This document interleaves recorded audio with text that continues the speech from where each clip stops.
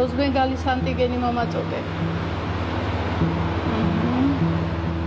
ახალციხის ლაბორატორიაში ამ კონკრეტულ შემთხვევაში წვრილფეხა რქოსანი პირუტყვის სისხლის შრატს იკვლევენ. კვლევის შემდეგ გაირკვევა არის თუ არა კონკრეტული შინაური ცხოველი ბრუცელოზით დაავადებული.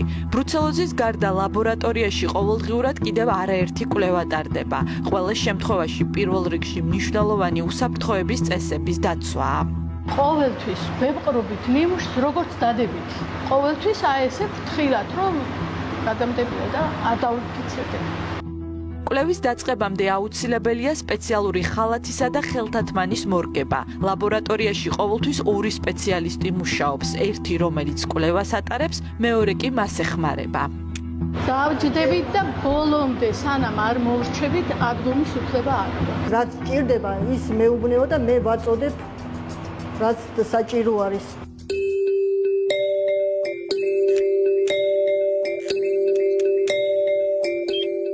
ლაბორატორიის ერთი თანამშრომელი სპეციალურ საკვლევ მაგიდასთან, ანუ ბიოუსაფრთხოების კაბინასთან ზის. მთელი პროცესის განმავლობაში მას არც ადგომის და მინის გარეთ ხელების გამოყოფის უფლებაც კი არ აქვს. ამიტომ ყველა საჭირო ნივთს მეორე დამხმარე თანამშრომელი აწვდის. კვლევის დაწყებამდე ბიოუსაფრთხოების კაბინასთან მჯდომმა კაბინის და ყველა მიწოდებული ნივთის დეზინფექცია უნდა გააკეთოს. უშუალო კვლევა სწორედ ამის შემდეგ იწყება.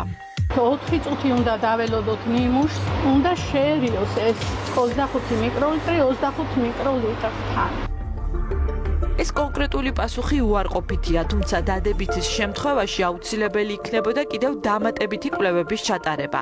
ახალციხის ზონალურ დიაგნოსტიკურ ლაბორატორიაში კვლევები რამდენიმე მიმართულებით ტარდება. მათ შორისაა ცხოველთა დაავადებების დიაგნოსტიკა.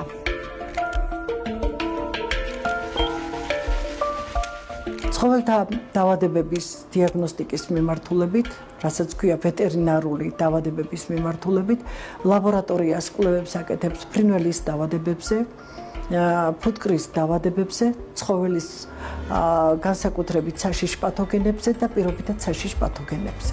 ლაბორატორიაში სისხლის და უკვე დაცემული ცხოველის ბიოლოგიური მასალის მიტანა შეუძლიათ სურსათის ეროვნულ სააგენტოს, ფერმერებსა და ნებისმიერ მოქალაქეს. ცხოველთა დაავადებების დიაგნოსტიკასთან ერთად ლაბორატორიაში სურსათისა და წყლის კვლევებიც ტარდება. სურსათის კვლევა მიმდინარეობს სალმონელაზე, ლისტერიაზე და ძირითადად ნაწლავის ჭხირის ბაქტერიებზე. ამ შემთხვევაში საკვლევი მასალა შესაძლოა იყოს ხორცი, რძე, რძის პროდუქტები და ნახევარფაბრიკატები. ლაბორატორიაში პროდუქტი ფერმებიდან, კვების ობიექტებიდან და საბაჟო გამშვები პუნქტებიდანაც მიდის. ლაბორატორია ძირითადად სამცხე-ჯავახეთის რეგიონს ემსახურება, თუმცა ნიმუშის მიტანა მთელი საქართველოდან ნებისმიერ მსურვალ შეუძლია. უკვე გამოკვლეული ბიოლოგიური მასალა ბიოუსაფრთხოების ორმაგ პარკში იფუთება და ავტოკლავში თავსდება. ეს არის აპარატი, რომელიც მიკრობებს ანადგურებს, რათა დაავადება არ გავრცელდეს. ავტოკლავირებული მასალა კი სპეციალური დანადგარით ნადგურდება.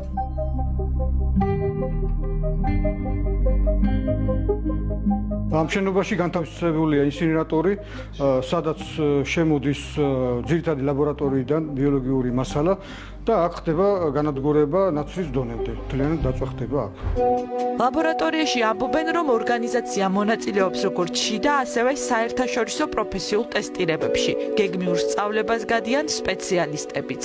ლაბორატორიაში შემოსული ნიმუშის კვლევა, ყველა ნიმუშის კვლევა და აქედან გასული ყველა გამოცდის ოლქმი არის აკრედიტებული მეთოდით და მეთოდის აკრედიტებული მეთოდი ნიშნავს იმას, რომ ლაბორატორიიდან გასული პასუხი არის დროული და უტყუარი და ობიექტური. ლაბორატორიაში ამბობენ, რომ წლების განმავლობაში კვლევის მეთოდები დაიხვეწა და ახალიც დაემატა. ახალციხის ლაბორატორია 1955 წლიდან ფუნქციონირებს. 10 წლეულების განმავლობაში მან ბევრი ცვლილება განიცადა და საბოლოოდ თანამედროვე სახით მუშაობა 2009 წლიდან დაიწყო.